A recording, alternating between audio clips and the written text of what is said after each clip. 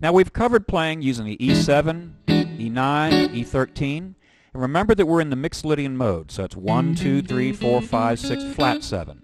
Well, all of these chords can be sus4, meaning we raise the third to the fourth. Now that's a very hip sound. So go back to your original E7 chord. The guide tones were the third and the flat 7 right there. Now I'm going to play against the track, and I'm going to actually change the sound by sus4ing it.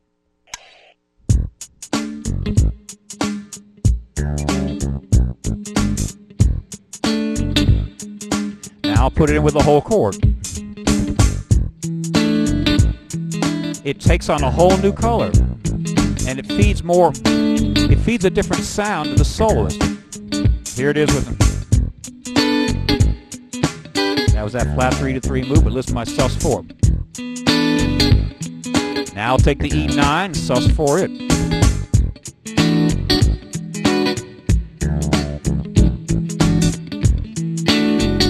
Then I'll play a 13 sus4. See how it's starting to sound real uptown, real jazzy now. You haven't changed modes, but now I'm going to throw in something else.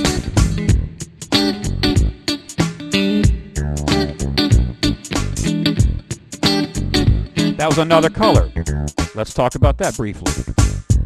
When I did the sus4, all we were doing is playing E7 sus4. Now notice on that particular fingering, you want to hyperextend the DIP of your ring finger, but not the other fingers. That may not be comfortable for you right away, but just do it real slow. So that was the sus4 for there. Then you do that same move. Here's your E9. In the lower frets, you can simply collapse your second finger, or you can bar with your first finger. That's called an E9 sus4.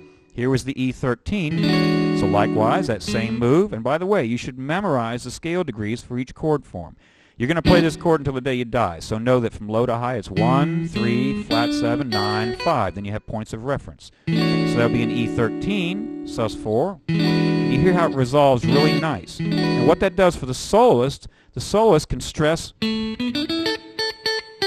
that A to G sharp move. I also was putting that flat 3 to 3 move in because that sprinkles in the blues. If I go, that really keeps it kind of funky and gritty.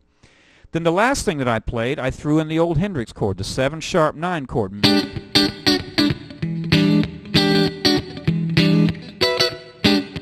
Now that's another great color, and that's really crying out and supporting the blues scale approach on this.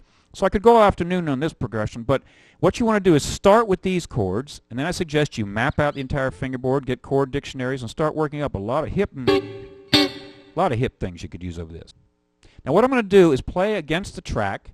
I'm going to start really simply, then I'll just add in and actually kind of move through these elements that I've discussed, and you'll hear how I can actually change the sound of this jam track.